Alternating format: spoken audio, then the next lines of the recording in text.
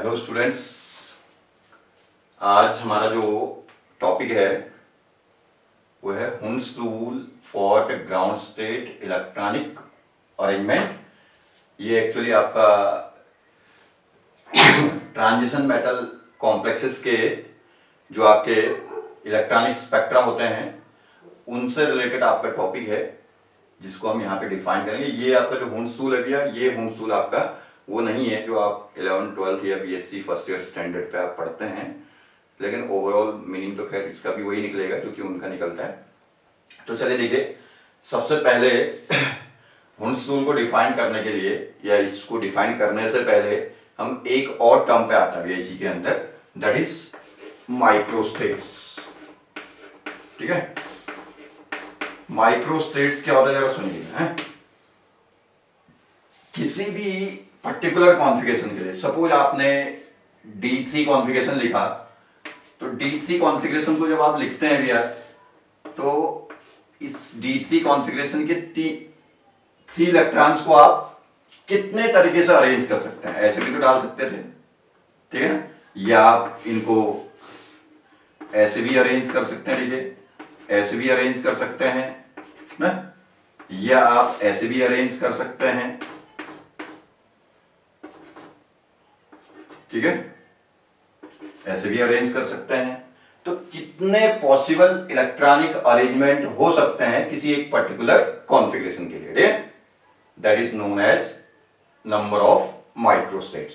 ठीक, उसको निकालने के लिए हमारे पास फॉर्मूला होता है भैया। नंबर ऑफ माइक्रोस्टेट्स को ऑब्टेन करने का फॉर्मूला ये है, देखिए, नंबर ऑफ माइक्रोस्टेट्स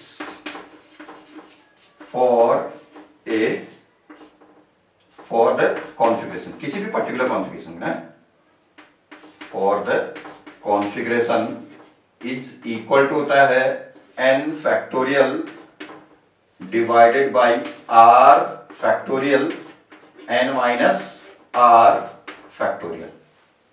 ठीक है, where n is the, suppose आप इसी D3 के लिए निकाल रहे हैं, ठीक है ना, for D3 configuration number of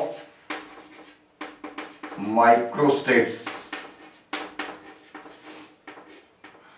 equal to, यहां पे होगा कि आपका जिस कॉन्फ़िगरेशन की आप बात कर रहे हैं उस कॉन्फ़िगरेशन की मैक्सिमम कैपेसिटी होगा n। ठीक हो गया, तो आपका D की मैक्सिमम कैपेसिटी कितना हुआ 10, तो 10 फैक्टोरियल हो गया, तो 10 फैक्टोरियल डिवाइडेड बाय r, जिस कॉन्फ़िगरेशन की बात कर रहे हैं उसके नंबर ऑफ इलेक्ट्रॉन। तो यहाँ पे कितना है 3 का फैक्टोरियल हो गया, और फिर n माइनस आर कितना होगा 10 माइनस 3, दैट इज 7 फैक्टोरियल। ठीक हो गया, अब इसको हम कैलकुलेट करते हैं। देखिए ये हो गया आपका 10 फैक्टोरियल को ऐसे लिखेंगे ना, थोड़ा सा जिसको फैक्टोरियल टर्म में क्या है दिक्कत आता है, तो आप एक एक कम करते हो, मल्टीप्लाई करते रहो, 9 8 7 6 5 4 3 2 1 तक मल्टीप्लाई करते जाना, ठीक है। डिवाइडेड बाय 3 का फैक्टोरियल, 3 से कम करते हो, एक कम करके 2 इंटू 1, फिर 7 का फैक्टोरियल है तो इंटू उसी के आगे मल्टीप्लाई इंटू में है, तो 7 इंटू 6 इंटू 5 4 3 2 1, तो यहां से 7 फैक्टोरियल तो यहां से कैंसिल आउट हो गया आपका, ठीक है। 3 2 जा 6, ठीक है, 10 9 जा 90, 90 इंटू 7 960, सॉरी 630, ये हो गया ना, 10 9 जा 90, 90 into, sorry 90 into 8, 720 into, sorry ये आगे का तो कैंसिल हो गया ना, तो इतना 720 डिवाइडेड बाय कितना है 6 है, तो कितना हो जाएगा 1 2 0। ठीक हो गया, ये हो गया आपका 120, ठीक, दैट इज इक्वल टू कितना 120। ठीक, तो यहां से आपको एक चीज क्लियर हो गया भी आपका कि D3 कॉन्फ़िगरेशन के लिए कितने नंबर ऑफ माइक्रोस्टेट आ रहा है आपका 120। ठीक हो गया इतना तक, इसमें कोई दिक्कत नहीं है।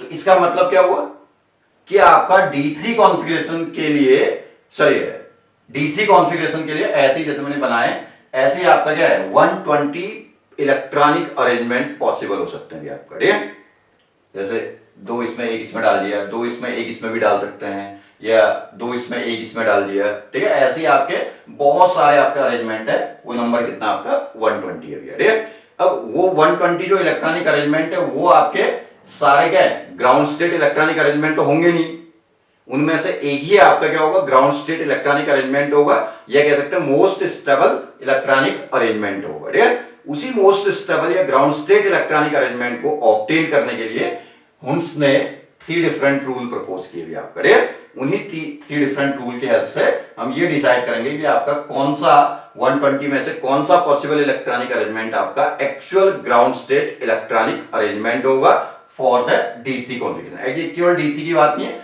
किसी भी कॉन्फ़िगरेशन के लिए निकालेंगे तो आपका ऐसे large number of possible arrangement आते हैं। उनमें से एक जो आपका एक्चुअल इलेक्ट्रॉनिक अरेंजमेंट है जिसको हम ग्राउंड स्टेट इलेक्ट्रॉनिक अरेंजमेंट या मोस्ट स्टेबल इलेक्ट्रॉनिक अरेंजमेंट कहते हैं, उसका आइडेंटिफिकेशन करने के लिए या उसकी पहचान करने के लिए आपका हम क्या करते हैं हुन्स रूल का यूज करते हैं। ठीक है, चलिए अब हुन्स रूल में आते हैं। ये देखिए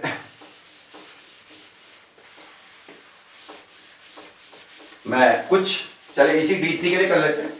ठीक है ना, किसी भी कॉन्फ़िगरेशन के लिए आप कर सकते हो, उसमें कोई फर्क नहीं पड़ता। D3 कॉन्फ़िगरेशन के लिए मैं कुछ अरेंजमेंट बनाता हूं। चलिए देखिए D3 है, एक अरेंजमेंट हमने ऐसा बना दिया D3 के लिए, ये बना है। इसमें L वैल्यू कितना है, फिर L कैसे निकालते हैं पता है ना, इससे पहला वाला वीडियो हमने आपको जो दिया हुआ है भेजा हुआ था उसको आप चेक करेंगे। ये बहुत फायदेमंद होगा, BSc थर्ड ईयर के स्टूडेंट्स इन वीडियोस को बहुत अच्छे से वॉच करें ताकि आपको MSc में बहुत ज्यादा इससे कंफर्ट होगा, बहुत ज्यादा हेल्प मिलेगा। ठीक है, तो +2 +1 0 -1 -2 ये मैग्नेटिक क्वांटम नंबर की वैल्यू है। इसके ऊपर जिस ऑर्बिटल में +2 लिखा है उसके अंदर 2 इलेक्ट्रॉन गए तो +2 × +2 +4 हो गया, सॉरी +2 +2 कितना +4 हो गया। +1 वाले में एक ही इलेक्ट्रॉन है तो कितना +5 हो गया। ठीक हो गया, तो यहां से L की वैल्यू कितनी होगी इसकी 5 हो गई। तो L की वैल्यू 5 है तो सिंबल क्या होता है देखिए SPDF, ये सब लास्ट वीडियो में बताएंगे ये। ठीक है ना, तो आपका L की वैल्यू है आपका कितना आ रहा है 0 1 2 3 4 5 ऐसे आते हैं, और भी आगे को हो सकते हैं GH ऐसा आता है आपका। ठीक है, तो आपका L की वैल्यू कितना आएगा 5, तो सिंबल क्या होगा H हो जाएगा इसका। ठीक है ना, L की वैल्यू हम ऐसे निकालते हैं, जिनके अंदर इलेक्ट्रॉन गए उनके मैग्नेटिक क्वांटम नंबर्स का आप क्या कर लो सम कर लो। वैसे तो वेक्टर मेथड से निकलता है, लेकिन हम केमिकली थोड़ा सा शॉर्टकट मेथड से आपको डिफाइन कर रहे हैं तो आप समझ जाएंगे इससे। और L की करस्पॉन्डिंग वैल्यू के लिए ये सिंबल्स हो गए आपका। देन S होता है number of unpaired electron divided by 2। कितना अनपेयर्ड है इस केस में 1, तो 1/2 हो जाएगा। J होता है आपका L - S से L + S तक की सारी वैल्यू, ये भी सब वेक्टर से निकलता है। L S J ये सब वेक्टर क्या है मेथड से कैलकुलेट होता है। हम थोड़ा सा केमिकल तरीका बता रहे हैं। यहाँ S निकालना तो n/2 कर लो, L निकालना तो मैग्नेटिक क्वांटम नंबर की हेल्प से ऐसे कैलकुलेट कर लो। J निकालना तो क्या L - S, L कितना है 5, S कितना 1/2, 5 माइनस कितना 1/2। ठीक हो गया,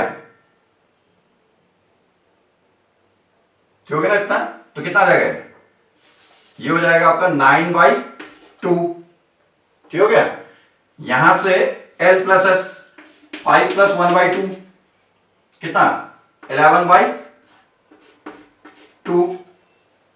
ठीक हो गया ना, 2 5 10, 10 + 1 11/2। तो 9/2 और 11/2 के बीच में आपका कोई और वैल्यू नहीं हो सकता है। जैसे हाफ इंटीजर में है तो इनके बीच के सारे हाफ इंटीजर वैल्यू जाएंगे आपके। ठीक है, जैसे आपका मान लिया क्या है ये फुल इंटीजर आता है 2 आता और ये 5 आता, L - S की वैल्यू 2 आती, L + S की वैल्यू बाई चांस 5 आती, 2 से 5 तक की सारी इंटीजर वैल्यू आती। बाई चांस L - S और L + S हाफ इंटीजर आ रहे हैं तो इनके बीच की सारी हाफ इंटीजर वैल्यू आएंगी, तो इनके बीच में कोई और हाफ इंटीजर नहीं होता है। तो L - S L + S इतना हो गया, ये दोनों वैल्यू आएंगी आपके। ठीक है, देन नेक्स्ट क्या होगा भी आपका J निकाल दिया आपने, फिर आएगा मल्टीप्लिसिटी। मल्टीप्लिसिटी क्या होता है? मल्टीप्लिसिटी होता है ये वैसे हम निकाला तो सीधे n+1 हो जाता है, नंबर ऑफ अनपेयर्ड प्लस 1। तो अनपेयर्ड कितना है? 1। जो हमने अरेंजमेंट बना रखा उसके अकॉर्डिंग अनपेयर्ड कितना है? 1। 1 + 1 कितना हो गया? 2। ठीक हो गया। लेकिन एक्चुअली होता क्या है मल्टीप्लिसिटी? मल्टीप्लिसिटी होता है आपका किसी भी क्या है पर्टिकुलर जो इलेक्ट्रॉनिक अरेंजमेंट बना रहा है उसमें अनपेयर्ड इलेक्ट्रॉन कितने तरीके से स्पिन ओरिएंटेशन कर सकता है अपना, possible spin orientation for the electron unpaired electron present in the configuration. तो एक अनपेयर्ड है तो दो ही टाइप का अरेंजमेंट दिखा सकता है, तो क्लॉकवाइज या एंटी क्लॉकवाइज, इसलिए दो हो गए। ऐसे देखिए D3 के लिए आपका अगला अरेंजमेंट हम बनाते हैं। देखिए सपोज D3 के आपके इलेक्ट्रॉन इस तरीके से अरेंज थे, चलिए ऐसे बनाते हैं 1 2 3, ये हो गया। तो L की वैल्यू कितना भी है? +2 +1 0 -1 -2। तो +1 वाले में एक इलेक्ट्रॉन है, 0 वाले में एक इलेक्ट्रॉन है, -1 वाले में एक, तो +1 -1 एक इलेक्ट्रॉन है तो आपका 0 हो गया। तो L की रिजल्टेंट वैल्यू कितनी आ गई? 0।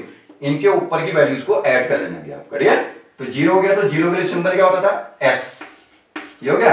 एंड S वैल्यू कितना होगा? अनपेयर्ड, अनपेयर्ड इलेक्ट्रॉन 3 है तो n/2, तो 3/2 हो गया।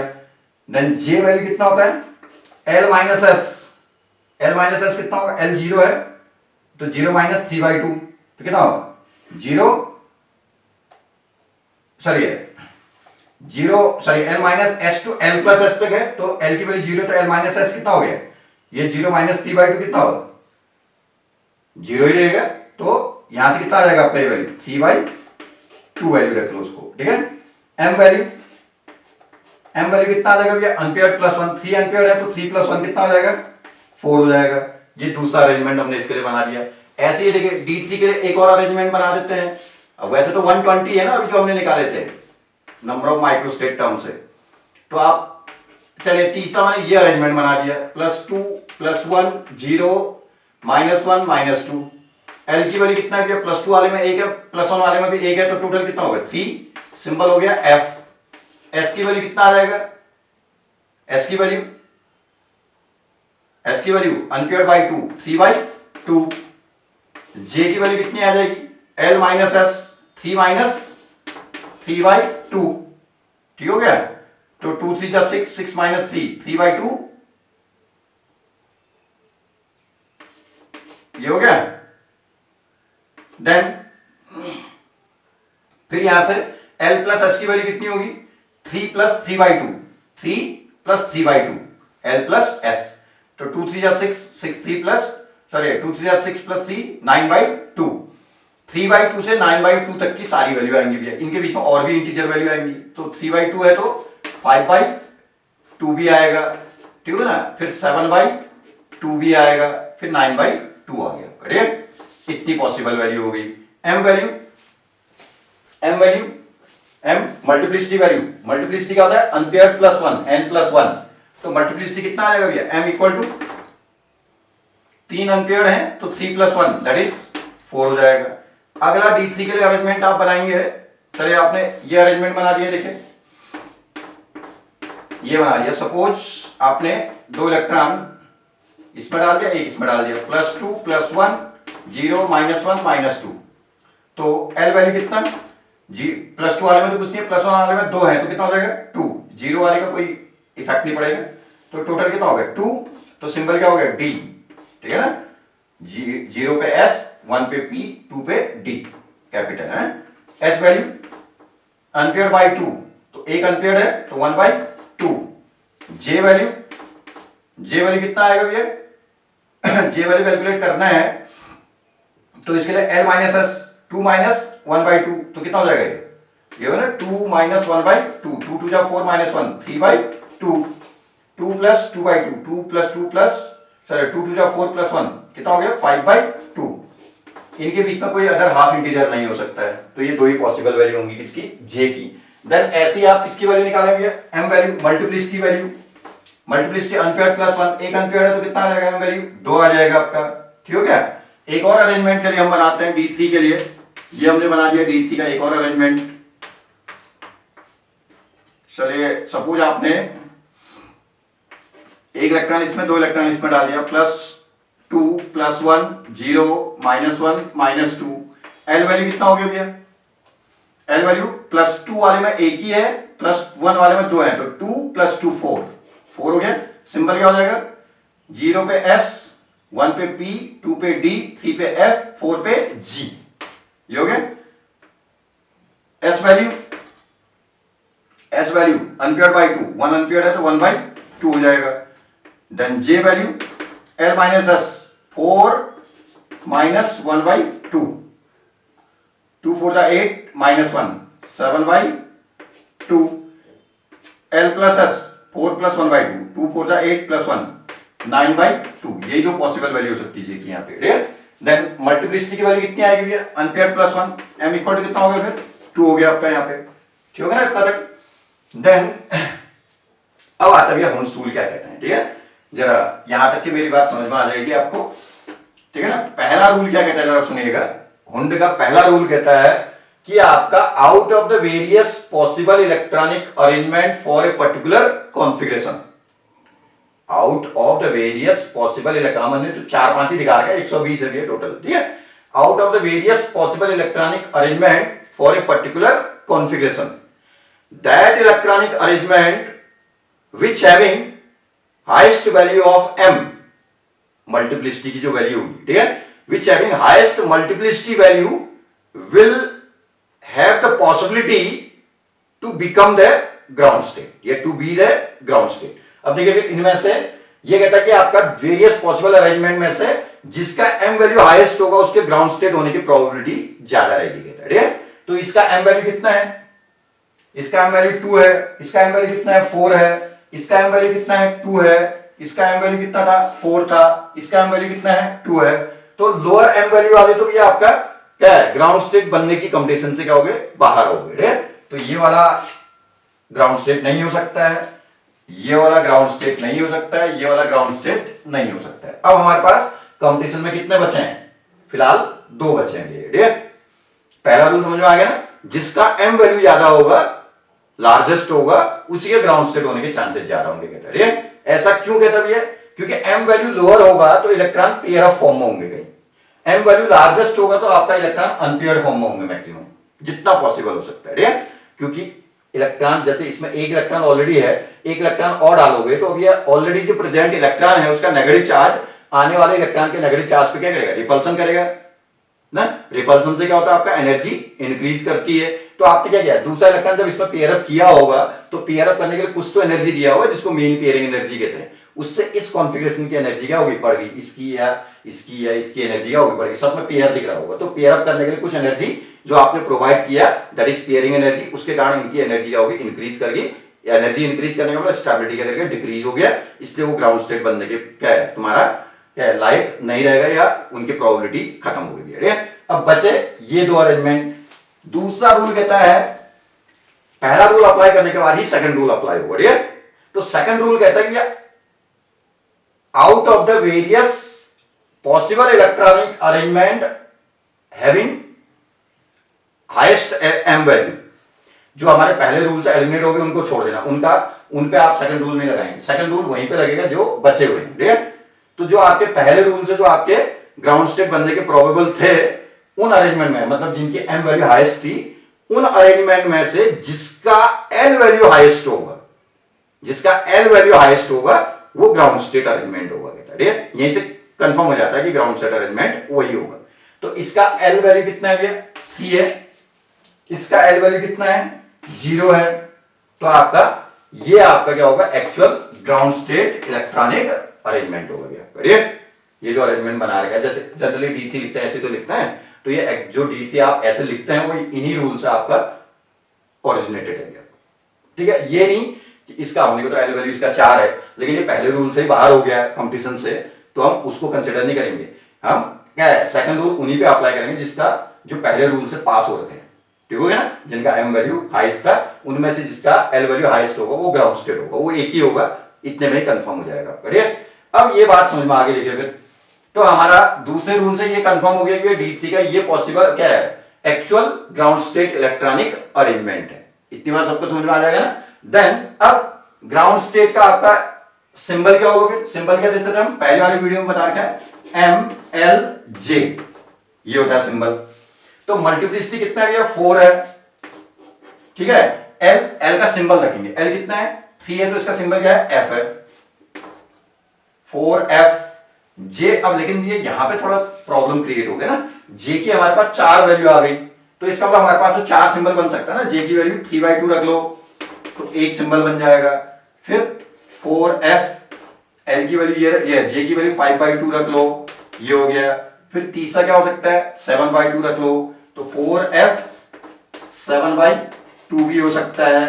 देन 9/4F 9/2 भी हो सकता है। तो हमारे पास 4 सिंबल आ गए है। अब लेकिन ग्राउंड स्टेट का सिंबल तो एक ही होगा ना, तो अब आपका कौन सा रूल आएगा? आपका यहां से थर्ड रूल आता है। थर्ड रूल क्या कहता है? सुनिएगा, ये कहता है if the configuration being less than half filled, यदि configuration less than half filled है तो उस समय जे की जो पॉसिबल वैल्यूज हैं उनमें से जो स्मॉलेस्ट वैल्यू होगी जे की, वो एक्चुअल जे वैल्यू होगी, कहता है। ठीक है, तो आपका ये एक्चुअल जे वैल्यू होगा, तो यही आपका क्या होगा? Actual ground state term symbol होगा आपका। ठीक है, ग्राउंड स्टेट इलेक्ट्रॉनिक अरेंजमेंट का टर्म सिंबल 4F3/2 रहेगा आपका। ठीक है, बट इफ द क्या है? Configuration being more than half field, जैसे डी का हाफ फिल्ड कितना? D5 हुआ, तो D5 से ऊपर के कॉन्फ़िगरेशन है, तो उस समय आपका हाईएस्ट वाला जो जे वैल्यू होगा वो एक्चुअल जे वैल्यू होगा, कहता है। उस समय आपका 9/2 वाला आपका क्या होता है? ग्राउंड स्टेट सिंबल होता है। ठीक है, लेकिन फिलहाल हमारा D3 हाफ फिल्ड से नीचे का कॉन्फ़िगरेशन है, इसलिए उसके लिए एक्चुअल जे ये होगा, तो आपका करस्पॉन्डिंग MLJ जो टर्म सिंबल आता है आपका, दैट विल बी 4F3/2। ठीक है, इतनी बात मेरे ख्याल से आपको समझ में आ जाएगा। ऐसे ही किसी भी कॉन्फ़िगरेशन के लिए आप वेरियस अरेंजमेंट बनाओ, रैंडमली बना लो ऐसे, फिर उसमें पहला रूल अप्लाई करो, सेकंड रूल अप्लाई करो, थर्ड रूल अप्लाई करो, तो आपको वहां से टर्म सिंबल ओरिजिनेट हो जाएगा। ये बहुत इंपॉर्टेंट टॉपिक है, आगे जाकर के आपको इसका बहुत सिग्निफिकेंस दिखता है, बहुत जगह आपका यूज होता है, इसलिए कोशिश करें कि इसको बहुत अच्छे से वॉच किया जाए। ठीक है, चलिए, थैंक यू।